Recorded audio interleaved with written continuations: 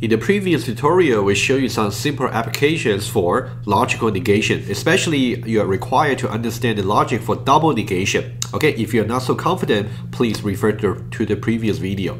And for the current video, we're going to show you some simple application for logical conjunction. Okay, so for logical conjunction, the very common way of doing that using it is by specifying a range of numbers. Okay, now let me show you over here. So conceptually, again, let's draw the number line over here. So let's say this is number line.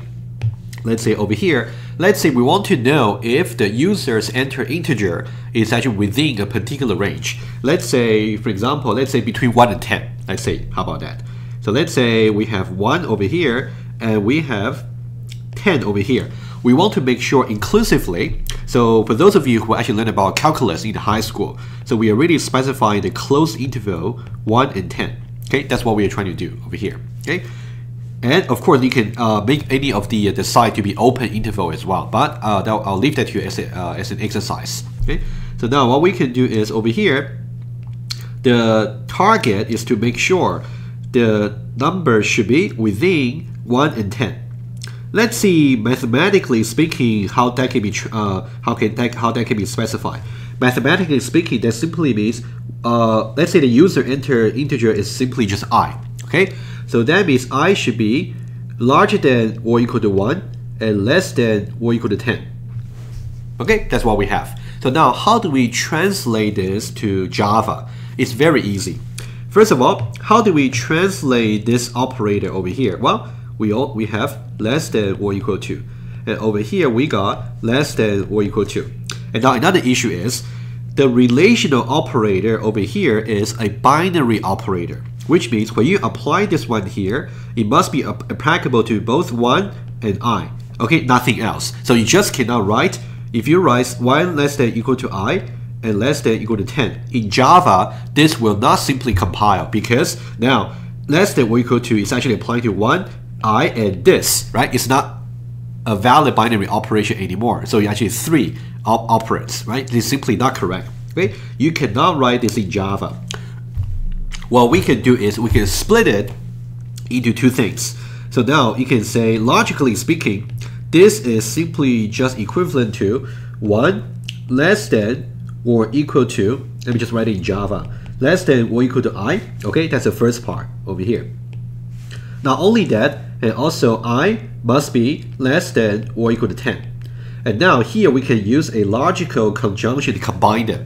You want to say not only that I is larger than or equal to larger than or equal to 1, which is the beginning of the interval, and also I is less than or equal to 10, which is the end of the expected interval. Okay, so we use logical conjunction over here.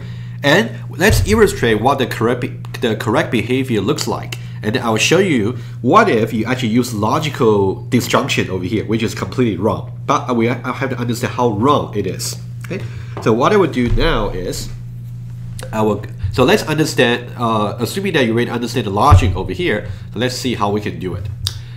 Let's now right click on the project and say new class over here. So logical operation app 2. Okay, let's say 2A.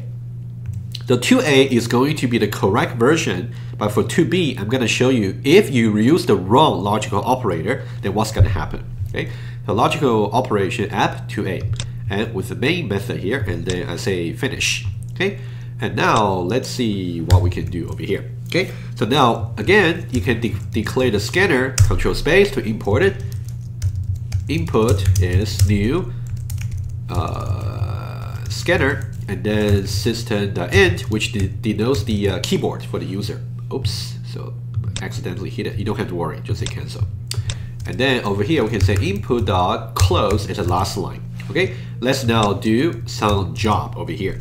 So prompt the user for some integer, system.out.println. Okay, you can say enter an integer between 1 and 10. Okay, and then we can ask the user to say integer I, again let's say I, is assigned to input.next int. Okay, they're gonna enter some integer.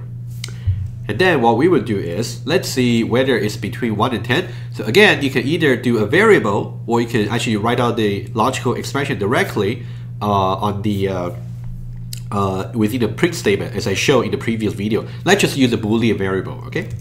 So Boolean, okay, is between 1 and 10. Okay, basically you can see that compound word, the first word, all lower cases, capitalized and capitalized. Okay, 1 and 10. Or you can simply you can either say it's between 1 and 10, or you can say is in the expected interval. Okay, it's completely up to you how you name the variable. I'll leave it to you. Okay, you have the freedom to choose the variable name.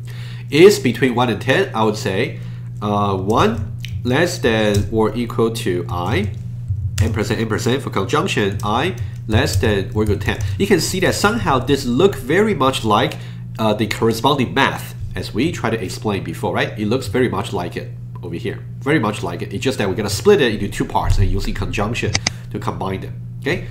Of course, if you prefer, it's completely up to you. I'll write it here. You can also write I larger than or equal to 1. This part here is completely equivalent to 1 is less than or equal to I, right? When you say I is larger than or equal to 1, it's as if 1 is less than or equal to I, right? And also you can say yeah, I larger than or equal to 1, and also I less than or equal to 10, for example, right? You can feel free to change the operands if it works, okay, if it makes sense mathematically, okay? So now let's try to see if this will print out the good results, okay? And we say system.out dot print line, and then we can say the number you entered, which is I, is between 1 and 10. Okay, let me just maximize this for you. Okay, so we have more space to type. Okay, it's between 1 and 10, and then we're gonna say whether that's true or false, right? And then, by the way, if you already declare a variable in Eclipse, you can use some code completion feature. So you can just type the first few characters for the variable is, and the control space. It's gonna give you choices for the menu. You can choose it. Okay, it's between 1 and 10. Okay, so now let's see if we can get the correct result, and then I'll trace the program together with you, and then we'll see some wrong version to really more appreciate that choosing the right logical operator is crucial. Okay, so now what I would do is I will simply just execute the program over here. So right click on this class and then run as Java application. Okay, so now let's give one value that is gonna give you true. For example, it's between 1 and 10. If I say 1, of course that'll be true.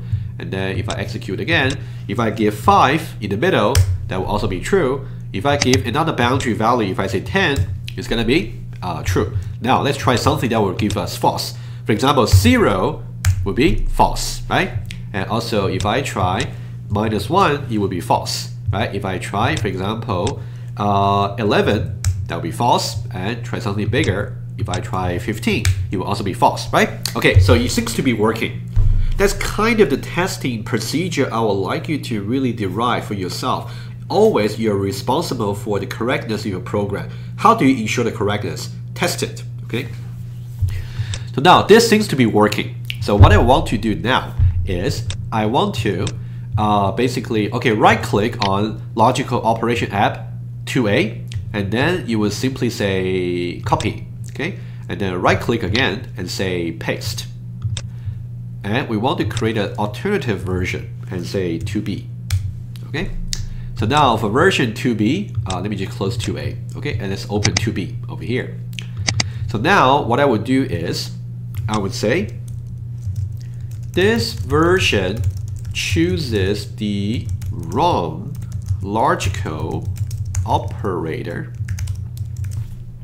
Okay, chooses the wrong logical operator, and we want to see why it would be wrong. Okay, and now what we will do is we'll say change that to OR.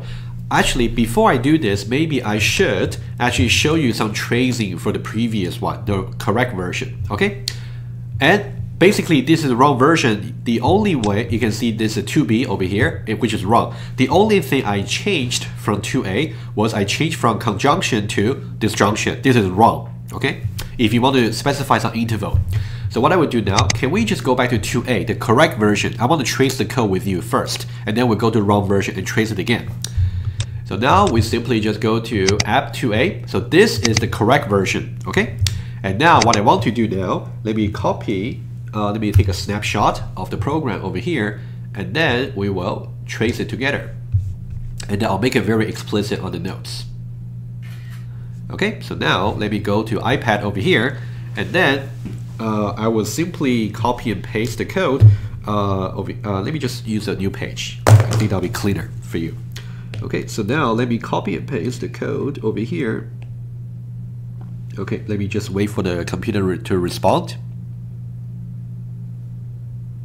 Okay, and then I'm going to paste it. Okay, so let me first of all say that this is the correct version.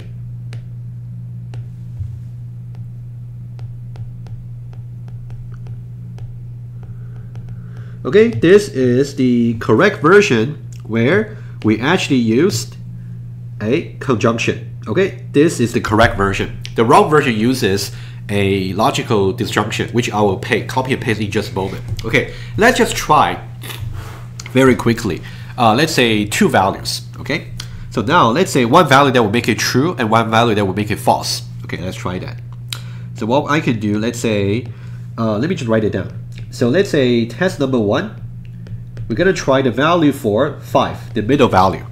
And for test number 2, I'm going to try something that will make it false. Let's say something that's simply too small. Let's say -2. Okay, so these are the two values I'm going to test for the correct and wrong version, right?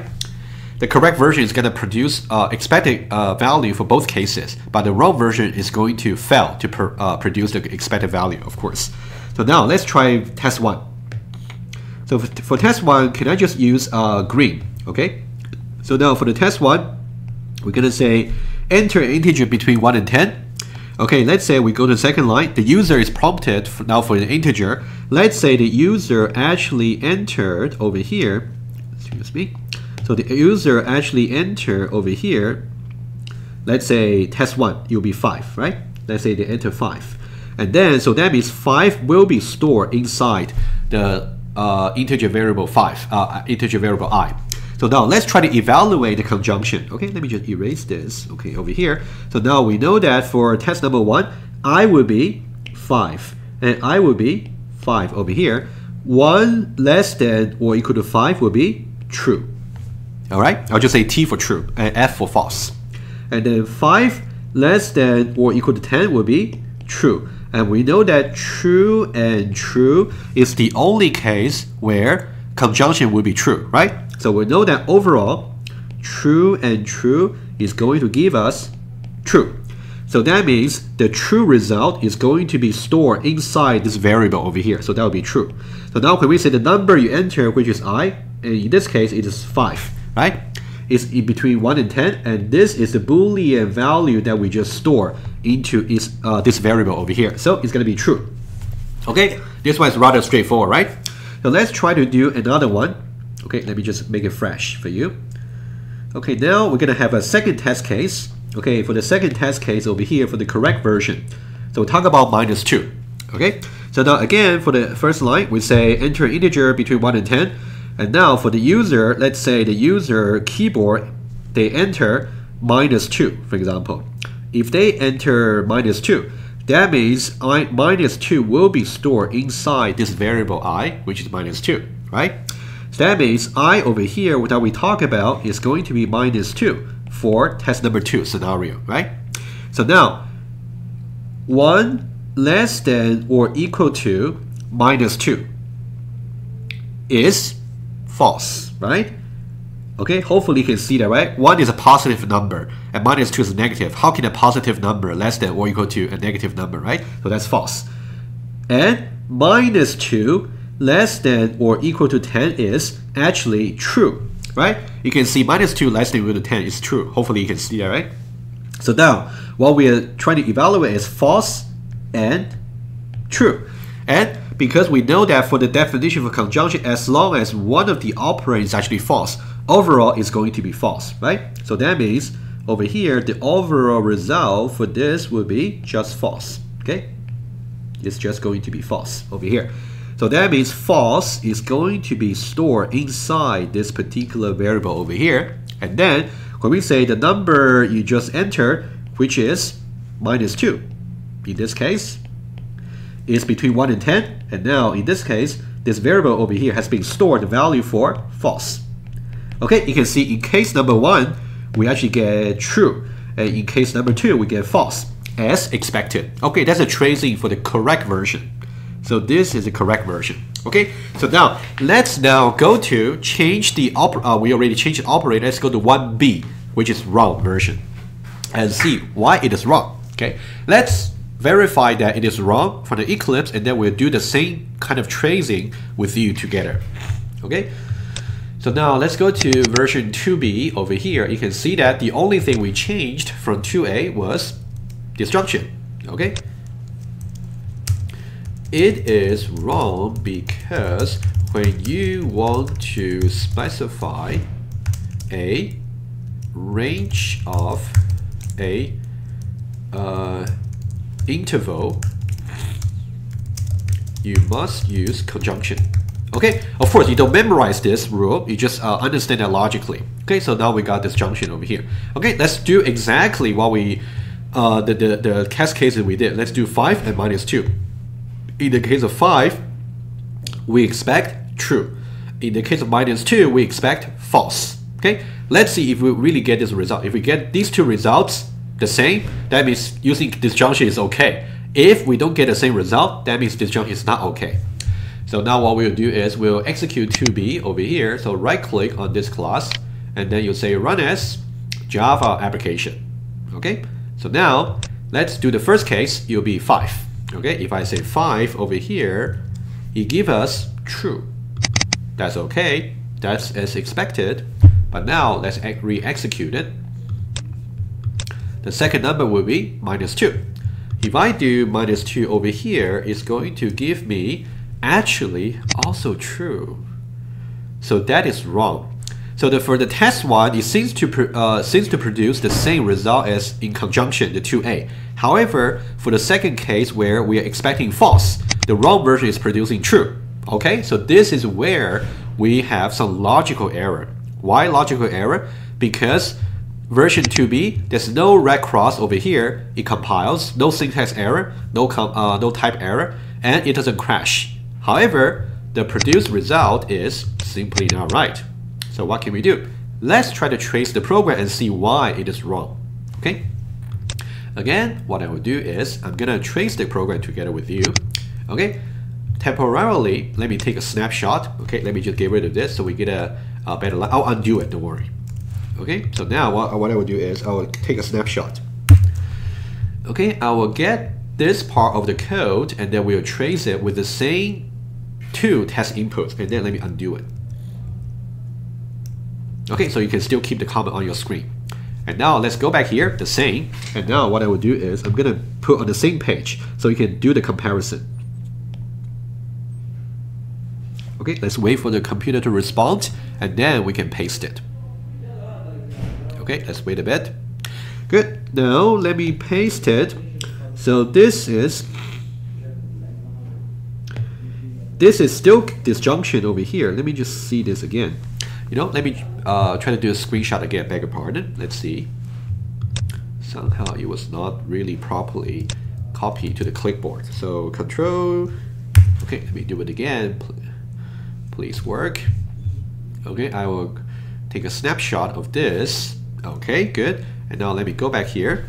And then I will paste it.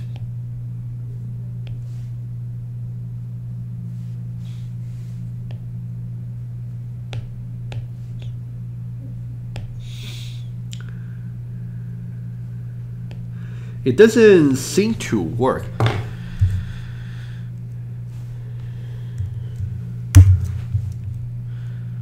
Okay, let me do it again.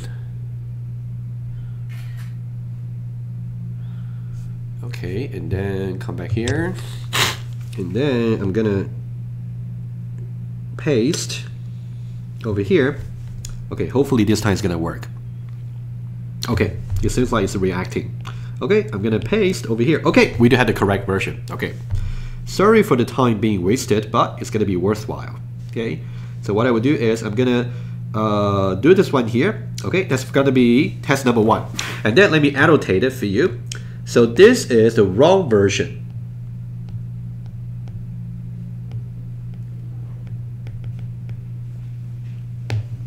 So this is the wrong version. Before I forgot, let me just go back to my code over here. I will undo the comments over here, okay, so you don't lose it. Okay, so now let's see, this is the wrong version. The reason that it is wrong is because we're using disjunction rather than conjunction. Okay, so now what I will do is let's go over the 2 test cases, okay, and see why. In test 1, it seems to produce true, but in the second case where we expect false, it's still producing true. Okay, so now in the first case, let's say we're gonna try.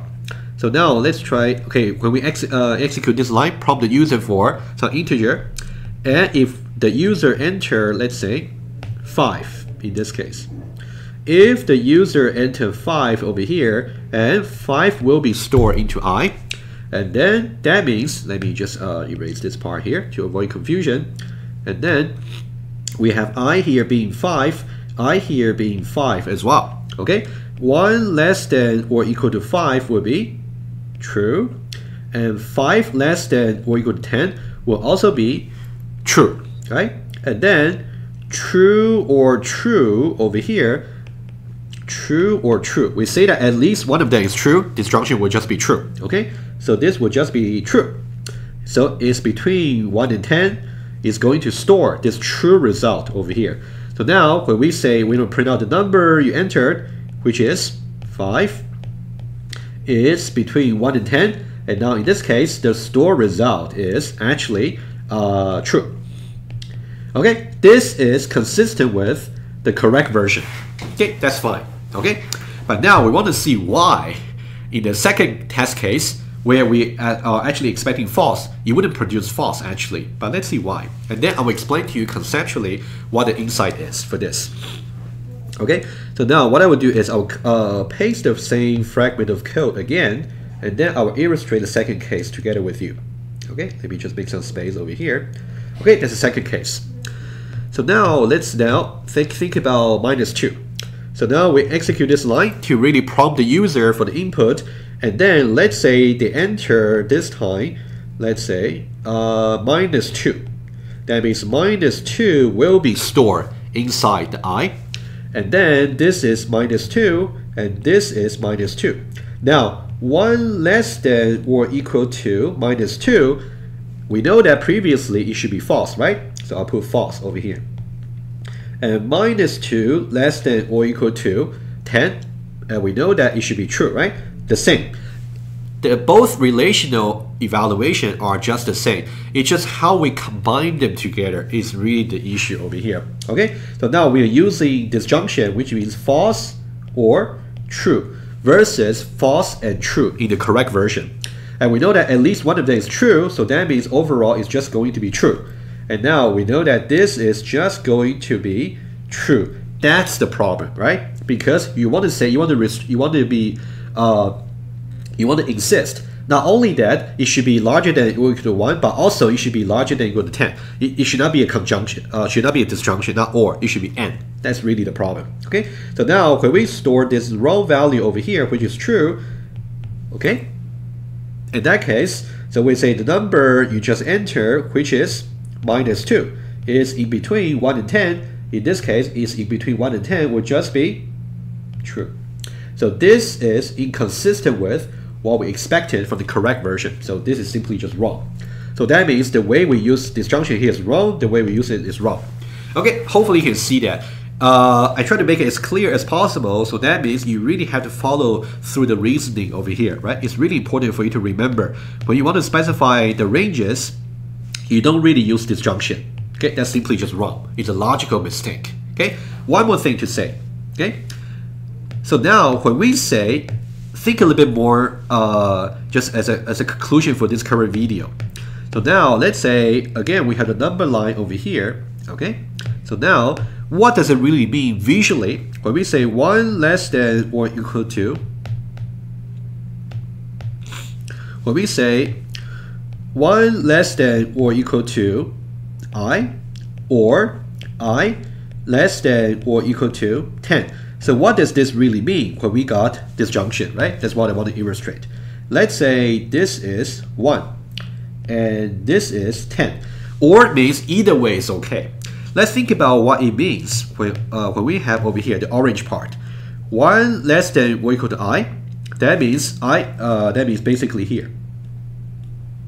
So I can be anything that's larger than or equal to 1, from 1 until conceptually infinity over here, right?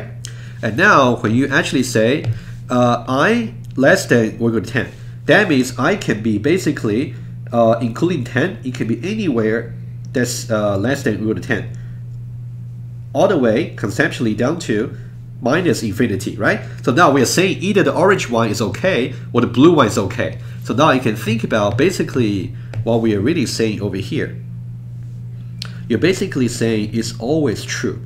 So this logically can be reduced to just true, which means any number you give is always going to satisfy either this or that.